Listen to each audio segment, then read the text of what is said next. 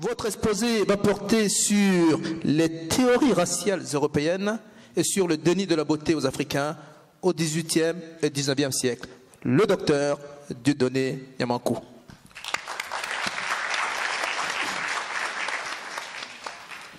Je vous remercie de m'accorder la parole. Je suis tout aussi heureux que je pense tous ceux qui sont dans la salle d'être là ce matin, de participer à cette rencontre importante, parce que effectivement, nous sommes aujourd'hui au XXIe siècle et nous sommes justement le produit de notre histoire. Nous sommes aussi le produit d'une histoire qui est l'histoire de notre rencontre avec d'autres peuples. Et pour ceux qui sont d'origine africaine, les 5 ou 6 derniers siècles ont été des siècles effectivement douloureux dans l'histoire effectivement de l'Afrique, de la rencontre de l'Afrique avec le reste du monde, mais en particulier dans l'histoire de la rencontre de l'Afrique avec l'Europe. Mais cette rencontre qu'on a souvent présentée comme la première fois en fait où des peuples africains ont rencontré des peuples européens est bien sûr historiquement fausse. Il suffit d'étudier l'historiographie des relations entre l'Afrique et le reste du monde, de l'Afrique avec l'Europe, pour s'en apercevoir. Les Africains n'ont pas découvert ou n'ont pas rencontré les Européens pour la première fois au XVe siècle, lorsque, en 1441, un navigateur portugais a accosté en Afrique et a rasié des Africains, qu'il a ramenés à Lisbonne, au Portugal. Et selon des descriptions effectivement de l'époque, les habitants de Lisbonne étaient surpris effectivement de voir ces populations noires. Tout cela, en fait, l'histoire du monde se réécrit, et s'il y a une histoire qui a été réécrite, et tellement de fois réécrite, notamment depuis le XVe siècle, c'est bien l'histoire des Africains. Et notamment, cette réécriture de l'histoire de l'Afrique s'est faite en particulier au XVIIIe siècle et au XIXe siècle. Et pourquoi cela se passe à cette époque-là?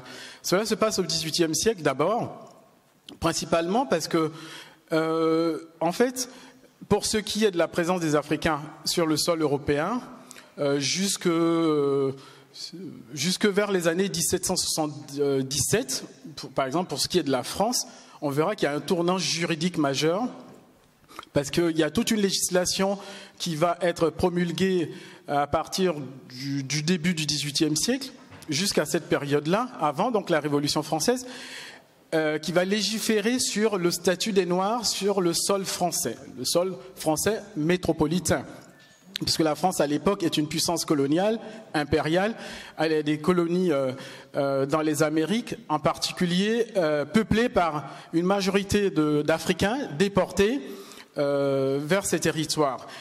Et un certain nombre d'entre eux vont être amenés, conduits sur le sol français par les maîtres, les esclavagistes, les négriers de l'époque, quand ils viennent en vacances ou parce qu'ils les envoient apprendre des métiers. Et au bout d'un moment, on va considérer qu'il y en a un peu trop, ces Noirs à Paris, en France, et on va légiférer sur leur présence. Et surtout, pourquoi? Parce que la plupart d'entre eux arrivant à Paris ou à Bordeaux ou à La Rochelle apprennent que la loi, la législation sur le sol français n'autorise pas l'esclavage. Donc il va y avoir des procès. Et certains parlements vont légiférer et accorder la liberté à ces Africains. Le dernier procès retentissant en France, où une femme noire, Henriette Lucille, je ne sais pas si vous connaissez son nom, va porter plainte contre sa maîtresse, en s'appuyant justement sur cette législation qui interdit l'esclavage sur le sol de France. Ce dernier procès va se terminer en 1777. Cette femme gagnera son procès grâce à l'intervention du roi Louis XVI, qui va intervenir en sa faveur, et donc le Parlement de Paris lui accordera la liberté et aussi lui accordera le permis de rester à Paris. À partir de là, les choses vont changer. Qu'est-ce qui va changer? En même temps que, bien sûr, dans les colonies, il y a un mouvement de révolte qui est permanent, depuis bien sûr que les Africains sont déportés dans les plantations négrières, esclavagistes. Mais on sait que des mouvements se préparent à Saint-Domingue en particulier, où il va y avoir bien sûr la grande révolution qui va permettre la libération de dizaines, de centaines de milliers d'Africains réduits en esclavage. Et donc, il va y avoir progressivement un retour dans les métropoles européennes de ces planteurs-là, ces riches planteurs qui étaient très influents dans les cours européennes et qui vont influencer la science naissante. Nous sommes au XVIIIe siècle et c'est le siècle qu'on appelle le siècle des encyclopédistes. L'un des premiers à se tourner vers des théories de classification justement de la nature et des espèces ou de l'espèce humaine ou des populations humaines, c'est le Suédois Linné. Linné, en 1753, qui va proposer une classification de la nature, de tout être vivant dans la nature, qui va influencer, en fait, jusqu'à aujourd'hui d'ailleurs, nos modes de classification de tout ce qui est vivant sur Terre. Et à partir de cette classification-là, on sent donc en Europe ce souci de tout regrouper, de tout nommer, désigner, de rassembler et puis donc de classer. Une classification qui va se faire progressivement avec d'autres savants, hein, en fait, en tout cas dans l'histoire européenne on les considère comme des savants, mais on peut avoir des doutes sur ces qualificatifs puisque on se rendra vite compte qu'il s'agit de pseudo-scientifiques qui pour la plupart ont construit des théories scientifiques mais pseudo-scientifiques mais qui vont influencer la vision des Européens du XVIIIe siècle, plus tard du XIXe siècle et jusqu'à nos jours sur le reste du monde, en particulier sur les Noirs.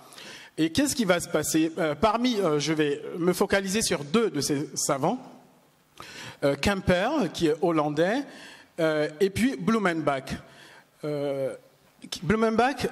Avant Blumenbach, il y a Kemper qui, lui, va être à l'origine de ce qu'on a appelé la théorie de l'angle facial. En fait, ces deux savants sont un peu les ancêtres de ceux qu'on va appeler plus tard au XIXe siècle les anthropologues.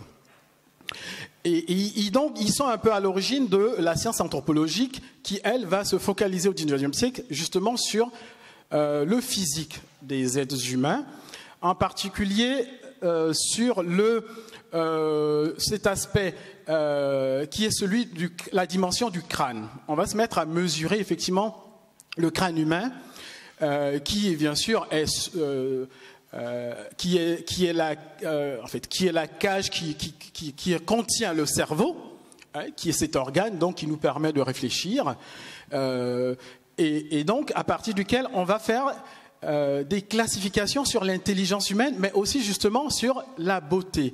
C'est-à-dire que la théorie de l'angle facial va permettre à Kemper de classifier les êtres humains selon que leur angle facial est plus élevé ou plus bas. Et donc, les Européens vont être classés dans la catégorie qui va être considérée comme la meilleure. C'est-à-dire que on considère à l'époque que le cerveau humain, plus on a un cerveau plus grand, plus le cerveau est grand, plus on est intelligent. Et donc, si on a un cerveau petit, on n'est pas intelligent. Et donc, bien sûr, cette catégorie de la population humaine qui va être classée parmi ceux justement qui sont les moins intelligents, ça va être les Noirs. Et au niveau de ces théories, il y a d'abord Blumenbach dont je parlais tout à l'heure, qui lui a un autre savant qui va lui se baser sur sa théorie à lui, qui va servir d'abord à créer ce qu'on va appeler plus tard des races humaines. Il va grouper les populations humaines en trois groupes. Les Caucasiens, donc ce terme qui va servir aujourd'hui encore aux États-Unis. Vous savez que les habitants des États-Unis d'Amérique sont classés par appartenance raciale, et donc les Caucasiens sont les populations qui sont issues de l'Europe, donc d'origine européenne, donc à couleur de peau blanche. Les Caucasiens, les Éthiopiens donc sont les Africains. J'aimerais citer sa description justement de la variété éthiopienne. La variété éthiopienne a la couleur noire, les cheveux noirs et frisés, la tête étroite, comprimée sur les côtés, les molaires protubérantes, de très grands yeux, le nez épaté, le front allongé, les lèvres épaisses. Tous les Africains appartiennent à cette variété, à l'exception de ceux du Nord. Donc, je parlais de 3 groupes donc, qui classent les Caucasiens, les Mongoliens et puis les Éthiopiens. Les Éthiopiens sont en dernier, bien sûr. Les Mongoliens, donc, sont les groupes de population d'Asie. Ils rajoutent à ces 3 groupes 2 sous-groupes, on va dire, des groupes qu'ils considèrent comme mélangés. Le groupe amérindien, qui est composé de mélanges entre les Caucasiens et les Mongoliens, et le groupe malaisien, qui est composé de mélanges entre les Éthiopiens et les Mongoliens. Blumenbach va avoir une dimension ethnocentriste, justement, de cette classification de l'espèce humaine. Il ne parle pas de race, il parle de variété de l'espèce humaine. Et dans sa vision ethnocentriste, qu'est-ce qu'il nous dit? Il nous dit que les Caucasiens ont en général une apparence que, selon notre opinion de la symétrie, nous considérons comme la plus belle et la mieux constituée. Nous arrivons là, justement, à un moment où ce processus scientifique de classification de la nature, de tout ce qui est vivant, est un processus normal, mais il devient dangereux à partir du moment où des critères d'ordre moral, esthétique, vont intervenir et où on va commencer à dire que on va définir des critères de beauté ou des critères d'ordre moral pour classer les populations humaines. Et il faut savoir aussi quelque chose d'important, c'est que à ce moment-là, on ne tient plus compte des particularités, des individualités, des différences entre les individus, puisque vous savez bien qu'au sein d'une même famille, bien qu'étant nés du même père et de la même mère, les frères et sœurs ont une variété de différences entre eux. On voit bien dans les familles africaines qu'on peut voir dans la même famille des enfants du teint le plus foncé au plus clair. Que ce soit la texture des cheveux, elle est variée également chez les enfants. Donc les critères sont nombreux, que ce soit la taille de l'individu dans une même famille. Donc ces différences individuelles ne vont plus être prises en compte, puisqu'on va grouper les populations humaines en de grandes familles qu'on va appeler plus tard des races ou des groupes, ou d'abord pour Blumenbach des variétés, et plus tard donc sous le terme de race. Et pour donner un caractère plus scientifique justement à sa recherche, Blumenbach va étudier des squelettes humains. Il va faire une collection de squelettes humains et Camper va s'en servir également justement pour mesurer justement le crâne des individus dont les squelettes ont été conservés. Et c'est là qu'intervient ce terme de prognatisme ou prognatisme, puisqu'en observant la tête humaine, de profil bien sûr, vous observerez que jusqu'à aujourd'hui, ces théories-là gardent encore une influence très importante, puisque la façon dont on photographie un noir n'est pas la même dont on photographie quelqu'un qui a la peau plus claire ou blanche, et la façon dont on filme justement un noir n'est pas la façon dont on filme un blanc. Généralement, si vous prêtez attention aux images qui sont véhiculées encore aujourd'hui, qui sont sous l'influence justement de ces théories raciales du XVIIIe siècle qui vont avoir leur apogée au XIXe siècle. Et donc, selon la théorie de Camper, plus vous avez un angle facial élevé, plus vous avez un faible degré de prognatisme. Et si votre angle facial est réduit, plus votre prognatisme est important, et donc vous vous rapprochez de l'animal. Et si vous vous rapprochez de l'animal, bien sûr, l'être humain qu'on rapproche le plus de l'animal, c'est le noir. Et donc, ces théories-là vont donc donner une assise pseudo-scientifique à l'idée selon laquelle l'Africain est proche justement de l'animal, contrairement à l'Européen qui, lui, bien sûr, a une forme de crâne différente et qui lui accorde une capacité crânienne donc plus grande, ce qui veut dire qu'il a une meilleure apparence esthétique, donc il est plus beau, et qu'il a une plus grande intelligence. Et donc, en conclusion, les Africains ont le plus petit angle facial et donc constituent une variété humaine inférieure. Et maintenant, il va y avoir un grain de sable dans ces théories-là qui va démarrer à partir de 1786-1787, quand ces deux savants, d'abord Blumenbach, puis Camper, vont découvrir dans un château allemand une peinture de 4 têtes d'Africains. Cette peinture, ou ces peintures, puisqu'on pensait que c'était 4 peintures, en fait, qu'il s'agissait de peintures de 4 Africains différents. Et donc, en voyant ces tableaux, je je pense que je vais me déplacer parce que je vais commencer à montrer quelques images que j'ai apportées. Justement, j'avais apporté quelques images pour montrer en fait l'expression donc par l'image de ces théories sur les mesures donc du prognathisme et donc l'angle facial. Ces images sont extraites d'un ouvrage d'un autre anthropologue européen qui est français. Il s'agit de Virey, qui aussi au XIXe siècle va exercer une influence importante sur l'image donc des Africains, des Noirs en général, à travers donc des stéréotypes qui sont totalement, qui sont fondés sur une base pseudo-scientifique, mais qui vont avoir une dimension totalement scientifique, puisque c'est ça qui va être en vigueur pendant longtemps, jusque pratiquement à la décolonisation, donc au milieu du XXe siècle. La première image, donc, c'est le canon de la beauté. Donc, selon justement ces naturalistes et anthropologues européens de la fin du XVIIIe et du XIXe siècle, c'est la première image. Pourquoi? Parce que c'est l'image d'un Apollon grec. Donc, c'est le canon de la beauté. On va le définir à partir de ce moment-là, à partir des années 1770. 1780 par justement par les représentations justement des Grecs. Et donc cette image-là est donc l'image qui représente un être humain qui a un angle facial qui correspond au canon de la beauté, c'est-à-dire un angle facial élevé avec donc un faible degré de prognatisme.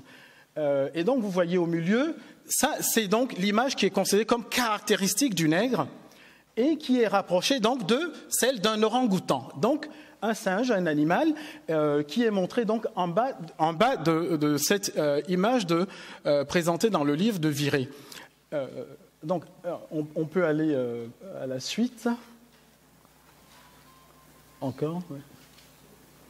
Oui, donc ça, c'est l'image donc d'une Vénus européenne. Et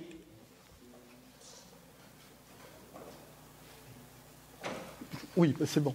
La Vénus anadyomène, donc qui est considérée encore comme donc le symbole, le pur symbole de la beauté. Et donc tout ce qui va à partir de là se rapprocher de l'Afrique, de l'Africain, va être considéré comme le contraire donc de la beauté. Les critères de classification au départ, qui étaient des critères de simples critères de recherche, de chercheurs qui cherchaient à comprendre, à classer les animaux, les êtres vivants humains, ces critères vont donc il va y avoir une véritable dérive puisque effectivement on va attribuer des jugements d'ordre moral et d'ordre esthétique.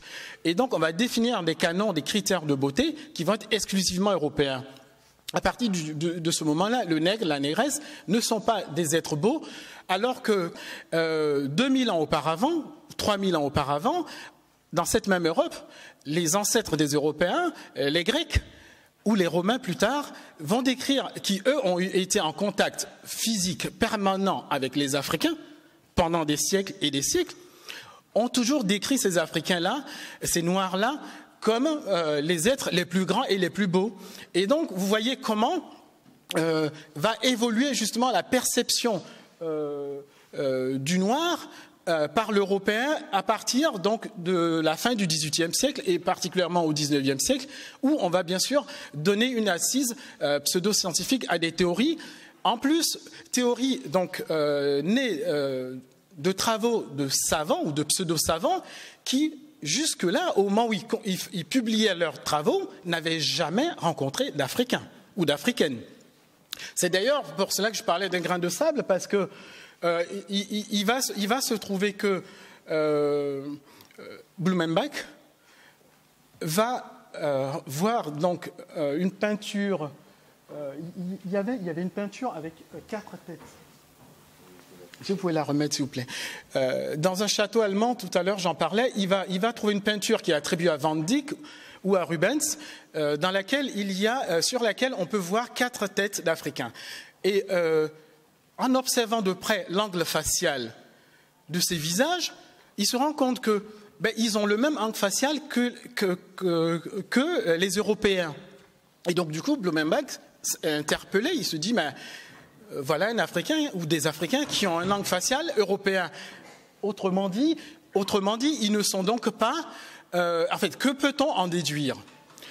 Et la question est posée à l'auteur de la théorie Kemper, qui lui-même va voir ces tableaux, et il va être bien sûr embarrassé, mais il va trouver de façon très élégante, comme le dit l'historien allemand De Brunner, parce qu'il va répondre en écrivant à l'Académie de peinture d'Amsterdam, en leur disant, vous savez, les grands peintres, la plupart des grands peintres européens, parce que nous sommes là en 1786 ou 1787, quand Blumenbach et Kemper découvrent cette peinture attribuée à Van Dyck ou à... Alors, voilà justement cette peinture qu'on a intitulée, qu'on a appelée les 4 têtes d'Africains ou 4 têtes de nègres. On pensait, en fait, les Blumenbach et Kemper pensaient qu'il s'agissait de 4 Africains différents. Or, en fait, en réalité, il s'agit de la même personne. Et cette peinture a été faite soit par Van Dyck, soit par Rubens, en 1620, donc 150 ans, 160 ans avant que Blumenbach et Kemper ne développent leur théorie et ne découvrent cette peinture. Et bien sûr, donc avant l'émergence de leur théorie raciale. Et donc ils sont très embarrassés. Et donc Kemper, qu'est-ce que Kemper va répondre dans sa lettre à l'Académie de peinture d'Amsterdam? Il va dire: la plupart des grands peintres, spécialement Rubens et Van Dyck, ne peignaient pas des Noirs, mais des Européens peints en noir. Autrement dit, selon Kemper, il ne s'agissait pas là d'un Africain, mais d'un Européen qu'on a grimé de noir, qu'on a peint en noir. Effectivement, dans la peinture européenne, on peut trouver effectivement quelques représentations d'Africains où on se rend compte que le peintre n'a jamais vu de noir et il dessine donc un Européen, le visage qui lui a plus connu, et puis bien sûr avec une peau noire. On le voit parfois dans certaines représentations des rois mages, par exemple. Généralement, en fait, pourquoi? Parce que quand les Européens célébraient la Noël, ils reprenaient les rituels en fait de la naissance du Christ, et donc il y avait des comédiens, en fait on peut dire des comédiens qui jouaient le rôle des rois mages, et donc bien sûr c'était des blancs qui se peignaient en noir, et ce qui fait que certains peintres ont pu faire des peintures en peignant justement des rois mages, dont un blanc bien sûr peint en noir. Et donc pour s'en sortir, c'est ce que Kemper va dire. Il va dire qu'il s'agit là pas d'Africains, mais d'Européens qu'on a peints en noir. Or, ce qu'il ignorait peut-être, ou ce qu'il a fait d'ignorer, c'est que Van Dyck, Rubens, Rembrandt aussi. Rembrandt, 40 ans plus tard, en 1661, je pense il y a une autre peinture de Rembrandt, je crois que c'est celle qui est juste en... oui, voilà, celle qui est juste en dessus. C'est une autre peinture de 2 Africains, réalisée par Rembrandt en 1661. Donc on est encore 125 ans avant que Kemper et Blumenbach découvrent ces peintures dans ce château allemand. Et donc Rembrandt, Rubens, Van Dyck, Dürer et d'autres peintres néerlandais ou allemands donc, du siècle ou des siècles précédents ont rencontré des Africains. Et donc ce sont des peintures faites à partir d'Africains réels. Et donc on se retrouve là dans des considérations qui sont totalement fausses. L'autre exemple que je voulais donner, l'autre grain de sable, pour l'un des savants, c'est parce que Kemper va mourir, il est mort en 1789, donc 2 ans après. Il est né, lui, en 1722, mais Blumenbach est mort en 1840, et lui, quelques mois après, il va voir des amis en Suisse, dans la petite ville d'Yverdon, et sur le chemin le conduisant à la demeure de ses amis, il aperçoit une femme devant lui qui marche, une silhouette féminine. Il trouve cette silhouette gracieuse, cette femme très belle. Quand il se rapproche d'elle, il l'interpelle, il se met à lui parler en allemand. La jeune femme se retourne, il est stupéfait de découvrir que c'est une noire, une négresse, comme il dit. Et il ne comprend pas parce qu'il trouve qu'elle a une silhouette, une taille totalement en proportion, en fait, selon leurs critères, justement, les canons de la beauté qu'ils étaient, ses autres confrères naturalistes et lui, en train de développer.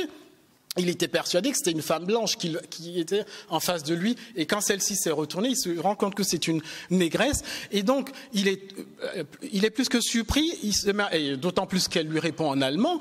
Et donc, il ne comprend pas, alors qu'on est à la période où ils sont en train de développer des théories pour dire que les Noirs, bien sûr, sont proches des animaux, ils ne sont pas intelligents, ils ne sont pas beaux. Et voilà qu'il rencontre, pour la première fois de sa vie, une vraie Africaine. Et celle-ci entre totalement en contradiction avec les théories qu'il était en train de développer, notamment celle de Quimper qu'il soutenait pendant un moment. Et donc, il lui demande, il parle avec elle, il se rend compte que cette jeune femme travaille justement dans la maison où il se rend.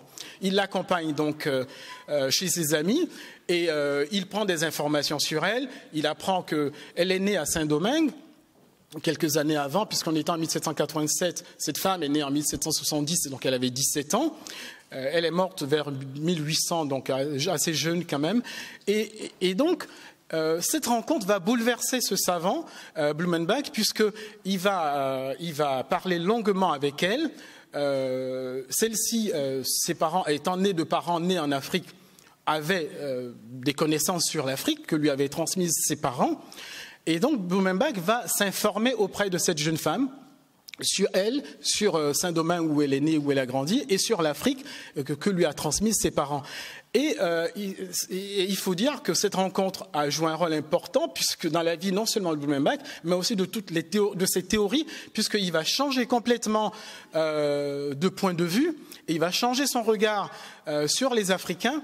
Et donc, si quelques années auparavant, dans sa description des variétés humaines, il décrivait d'un point de vue ethnocentriste l'Européen comme étant le groupe humain le plus intelligent et surtout esthétiquement le plus beau, correspondant au canon de beauté grec qu'ils avaient défini avec d'autres, il s'est rendu compte que cette théorie était fausse et que cette rencontre avec cette femme va lui permettre de changer son regard sur les Africains. Et donc, je pense que je n'ai plus de temps. Et donc, je vais terminer sur cela. Pour dire ceci, pour dire que donc, beaucoup de théories qui ont été échafaudées à cette époque-là, au XVIIIe et au XIXe siècle, étaient donc de pseudo-théories scientifiques, étaient parfois, effectivement, certains de ces scientifiques-là, ces pseudo-savants, y croyaient effectivement. Ils pensaient qu'ils étaient dans le vrai, qu'ils défendaient des théories fondées. Mais souvent, même quand ils voulaient donner une assise scientifique à leurs recherches, en justement examinant des squelettes et des crânes, il y avait des manipulations qui étaient faites en fait, les crânes qui étaient étudiés, les squelettes qui étaient étudiés, étaient spécifiquement choisis pour pouvoir corroborer les thèses qui avaient été échafaudées à l'avance. Et il faut savoir aussi que les planteurs, les propriétaires d'esclaves qui revenaient des colonies, surtout dans ces années 1780, avec la révolution de Saint-Domingue, les planteurs français en particulier vont perdre énormément de leur fortune avec la libération des esclaves, et que dans les Amériques, les négriers propriétaires d'esclaves aussi vont avoir peur de perdre tout, et donc ils vont financer la recherche. Ils vont financer des savants. Il y a un savant suisse du nom d'Agassiz qu'on a fait venir, d'ailleurs, dans les planteurs nord-américains ont fait venir aux États-Unis au milieu du 19e siècle, justement pour qu'ils échafaudent des théories pour continuer justement cette version selon laquelle les Noirs, justement, sont des êtres inférieurs aux Blancs et qu'ils sont portés naturellement à être des esclaves, et pour justifier et pour permettre justement que l'esclavage des Noirs puisse durer le plus longtemps possible. Il y a tellement de choses à dire sur ces questions-là. Je pense que pour terminer, il faut revenir à l'histoire et dire tout simplement qu'il y a un portrait qui est en couleur, justement, qui est la couverture, oui c'est celui-là, qui est la couverture d'un livre. Vous voyez là un portrait d'Africain, il s'agit de Adolphe Badin, c'est un Africain qui a vécu à la cour de Suède au XVIIIe siècle, qui était un des Africains, un des hommes les plus influents à la cour de la reine Louise Ulrich de Suède, au milieu du XVIIIe siècle. Vous le voyez, il joue aux échecs. C'était quelques années quelques années avant justement que ces théories dont je parlais sur les races humaines ne prennent un essor et ne remettent en question la place justement des Noirs dans l'histoire, la place des Noirs dans les sociétés européennes, et que bien sûr on confine les Noirs plus tard à ce qu'on va appeler des zoos humains, puisqu'il y a des images où on voit justement des Noirs qui sont mis en cage avec des singes, pour montrer que les nègres, effectivement, sont des animaux. Et donc, il nous appartient aujourd'hui de travailler encore plus sur ces questions-là, de montrer, en fait, les contradictions qui existent effectivement dans l'histoire, et surtout de montrer que la vision des Européens et des Africains, celle d'aujourd'hui, n'est pas celle, effectivement, du XIXe siècle ou du XVIIIe siècle, mais surtout que celle du XVIIIe siècle et du XIXe siècle n'est pas la vision la plus ancienne que les Européens aient pu avoir ou pu construire sur les Noirs, puisque leur vision la plus ancienne sur les Noirs, qui date il y a 2000, 3000 ou 4000 ans, était une vision de respect, d'admiration pour les Noirs. Je vous remercie de votre attention.